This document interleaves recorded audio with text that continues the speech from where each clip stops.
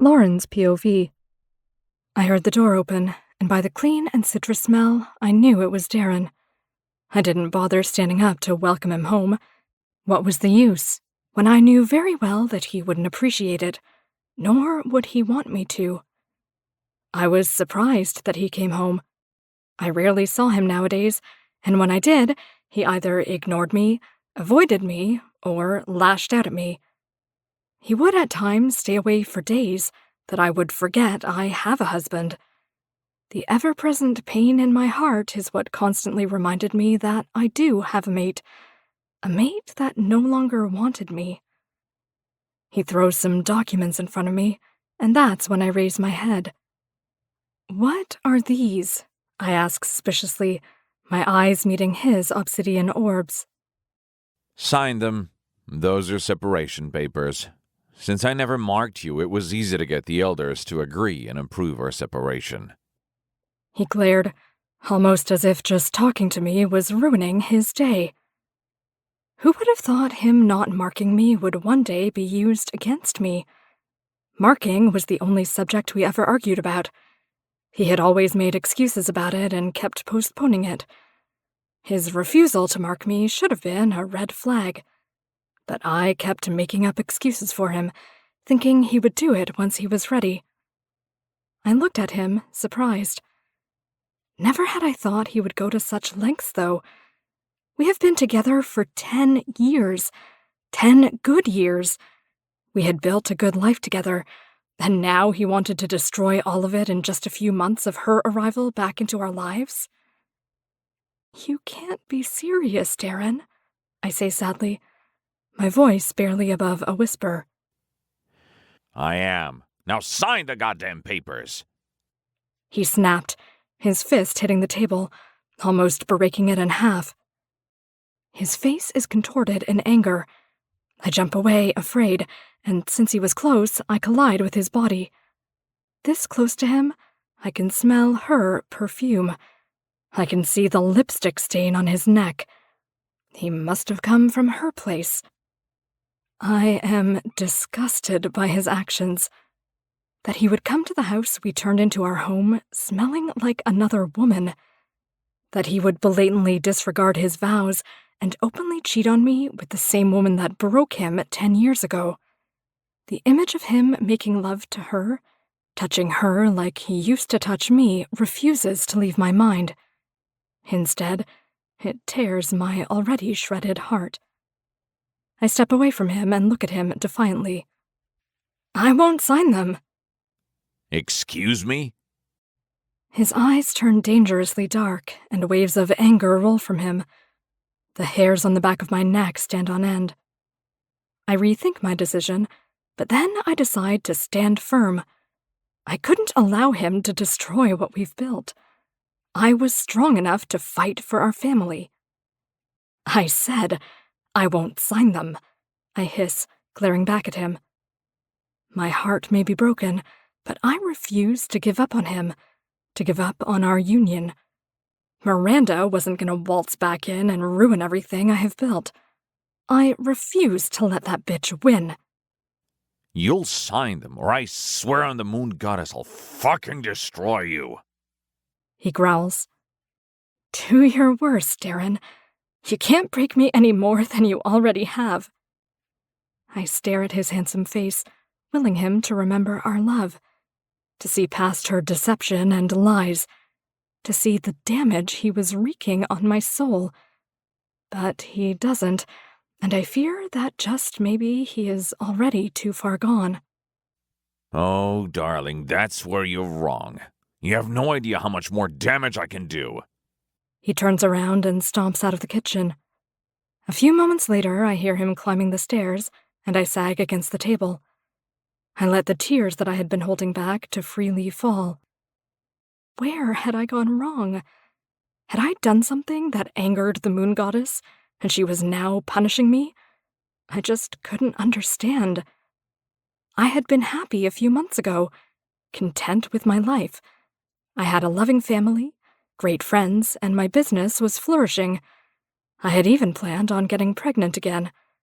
But in a blink of an eye, everything came crashing down.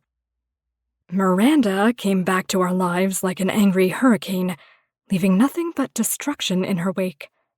She started by going to his company. When I heard about it, I confronted him, and he assured me nothing was going on, that they just went for lunch to catch up, that I shouldn't worry because she was firmly in the past. I should have worried, because here we were, months down the line with him asking for a separation. My greatest fear had come true. He was leaving me for her, and I didn't know how to handle that. I wipe away the tears furiously, mad at myself for being weak.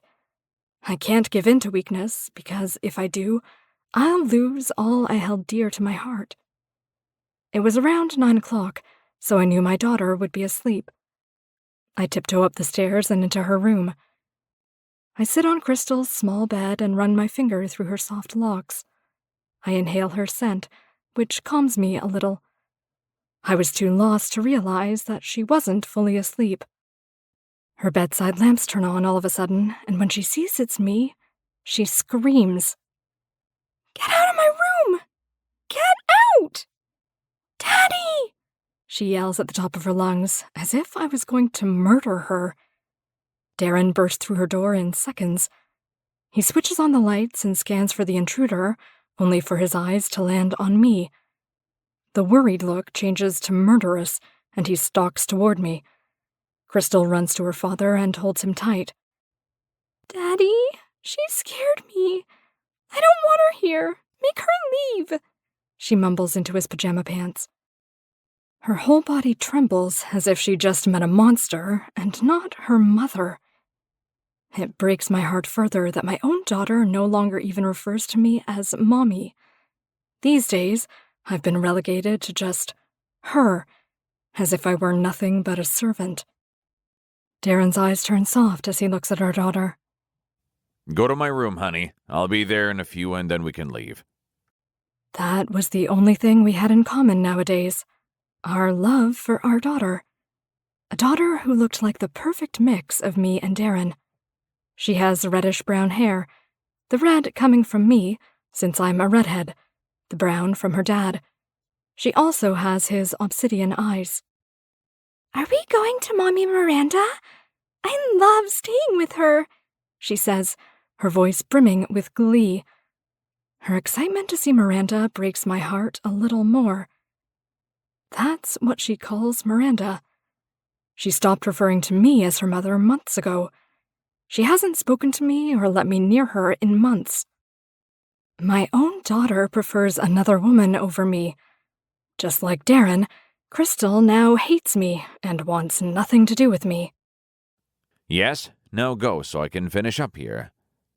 Darren tells her gently. Crystal stares at her dad with a smile, then gives me a scathing look before leaving the room. What were you doing in her room? He asks, the gentle look he had a few moments ago having turned lethal. I stand up and sigh before answering. She's my daughter, Darren. I wanted to be near her. I now couldn't even come near Crystal without her screaming at me or shouting for me to get away from her. She had completely changed once Darren introduced her to his mistress. All the affection she had for me was transferred to her. Goddess, I hated the lying bitch. She doesn't want you near her. Get that through your thick head. His insult hurts me, but this was my daughter we were talking about. That's because you let that slut brainwash her. If you think that I will let that stupid hoe raise my daughter, you're sadly mistaken, I spit out disdainfully. I didn't see the hit coming.